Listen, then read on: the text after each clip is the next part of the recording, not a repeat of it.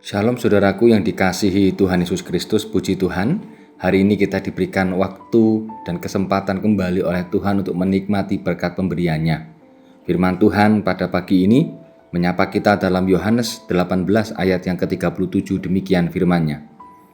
Maka kata Pilatus kepadanya, "Jadi engkau adalah raja?" Jawab Yesus, "Engkau mengatakan bahwa aku adalah raja. Untuk itulah aku lahir dan untuk itulah aku datang ke dalam dunia ini, supaya aku memberi kesaksian tentang kebenaran. Setiap orang yang berasal dari kebenaran mendengarkan suaraku."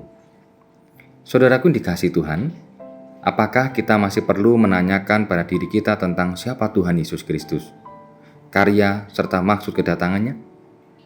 Tentu masih perlu dan penting untuk menyadarkan kita dan berintrospeksi diri tentang siapa kita, mengapa Tuhan memperlakukan kita, dan apa yang menjadi landasan atau dasar Tuhan berkenan melawat umat-Nya.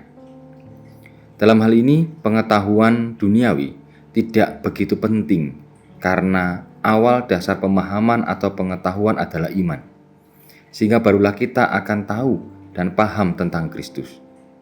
Karena orang dengan ilmu pengetahuan dan teknologi tinggi menguasai semua ilmu di dunia ini, bahkan sampai hafal pun tidak akan paham atau mengerti tentang siapa Tuhan Yesus, karena tidak didasari iman.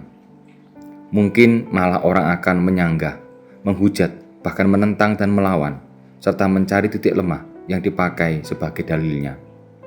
Pengakuan akan kebenaran Yesus sebagai Allah dan Mesias, dan sebagai terminologi penyembahan karena Ia adalah Sang Alfa dan Omega, yang awal dan yang akhir, yang mencipta serta yang memelihara kehidupan, keselarasan atau harmoni hidup. Tuhan Yesus tidak membantah atau mengiyakan apa yang dikatakan Pontius Pilatus, tetapi Ia mengatakan bahwa Pilatuslah yang mengatakannya.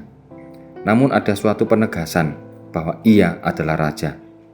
Untuk itulah aku lahir dan untuk itulah aku datang ke dalam dunia ini, supaya aku memberi kesaksian tentang kebenaran.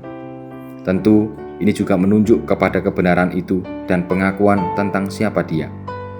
Karena kita juga dari kebenarannya, berarti kita mengakui Dia sebagai Allah, Raja dan Juru Selamat yang memelihara kita melalui Roh-Nya, ya dirinya sendiri.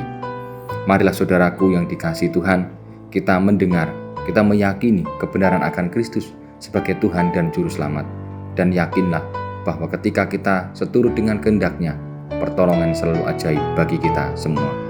Kiranya Tuhan menolong dan memberkati kita. Amin. Mari kita berdoa.